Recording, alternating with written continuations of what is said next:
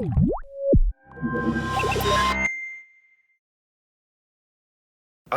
shouldn't be holding that. That says Avengers. Oh, Get it out. Get it out! Get it out! Ladies and gentlemen of NASA, this is Charles Xavier. Help is on the way. We're doing space missions now. Cool. We get the astronauts, we bring them home. Go.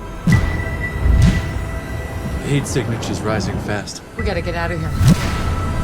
Where's Jean? Where is she? Jean!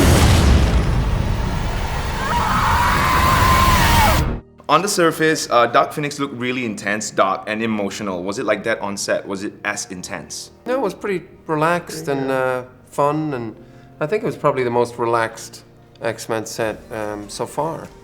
Simon was very clear about his vision, and I guess we all know each other really well now. And yeah, it was nice. It was very pleasant. It's always intense when a timing thing is going on. You know, they count down. You gotta like do it right on time. Right. That whole thing. Right. It's a little intense, but Yeah. other than that, no. It's really fun. It's a good set with good people. Great people, really fun. So just out of curiosity, was there any event in particular that made you want to direct this film? Because it's your first, right? It is my first.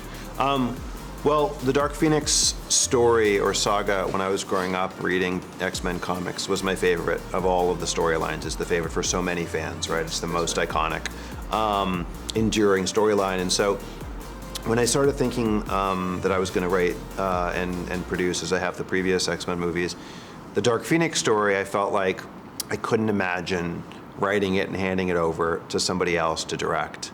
I had a real sort of clarity of vision for what I wanted the movie to be, and I had such a connection to the material that I didn't want to have to filter it through another director's vision. I wanted it to be something that could be pure for me.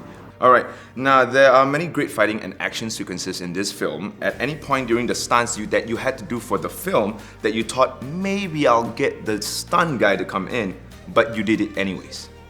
So yeah, it really is a conversation with the coordinator. You know, it's like, obviously if we can do it and you can get it on camera, it looks much better if it's you doing it. Well, what about the one you did with the train car smashing in the building? That was all practical. You did that? Oh yeah, I did that. The subway train comes smashing in the door behind me, which was pretty cool, and came pretty close. Yeah? I did, but only Alright. once. What And it wasn't a dangerous situation, so it wasn't actually that brave of me. It was a scene in this movie where people had to kind of run really fast, so they were on wires, running really, really quickly, and I just had to kind of stand in front of them and stop them. So it shouldn't really have required a stunt double at the time anyway, but I did it. That's great. She should be dead. Did you hear what the kids are calling you? Phoenix. Hello, Jean. Who are you? The better question is, who are you? Something's happening to me. When I lose control, bad things happen. But it feels good. All right, now back in Malaysia where I'm from, a common fear are flying cockroaches. Flying what? Cockroaches? Yeah, flying cockroaches. They are a huge thing. Now, you guys play characters with incredible superpowers.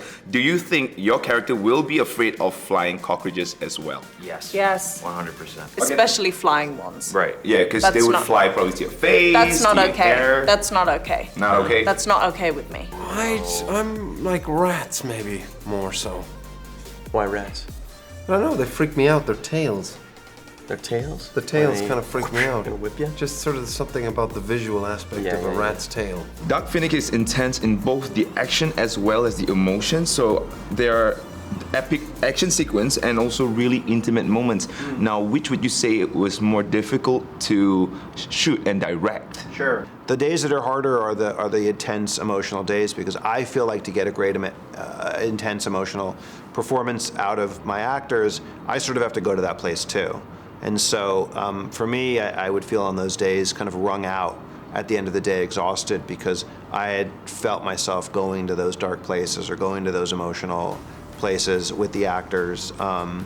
And even though these are the most extraordinary actors in the world, I mean, quite literally the best actors of their generation, it's still a lot to ask of them. And so I was very aware and very inside it with them.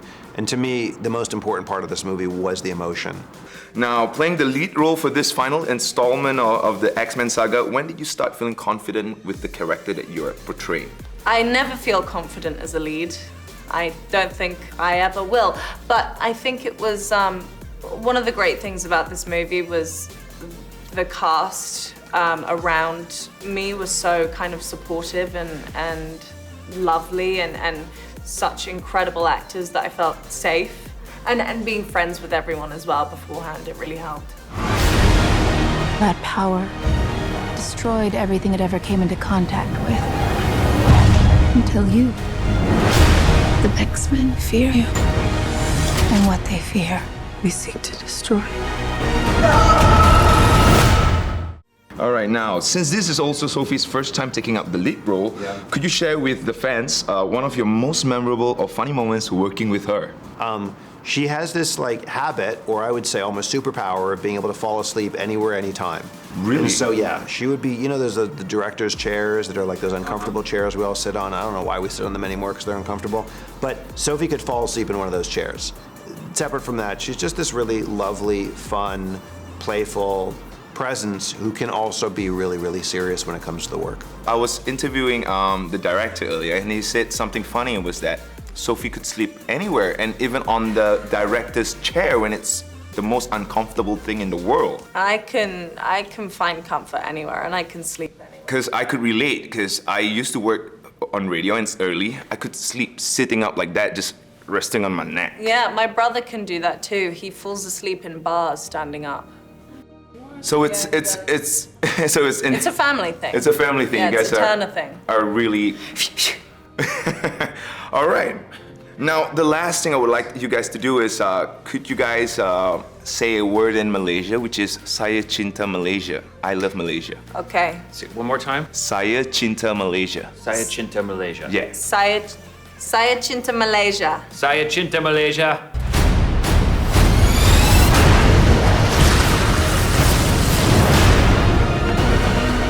The girl dies.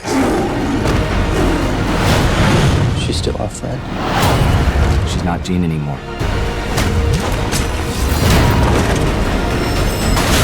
Are you threatening me? That's right.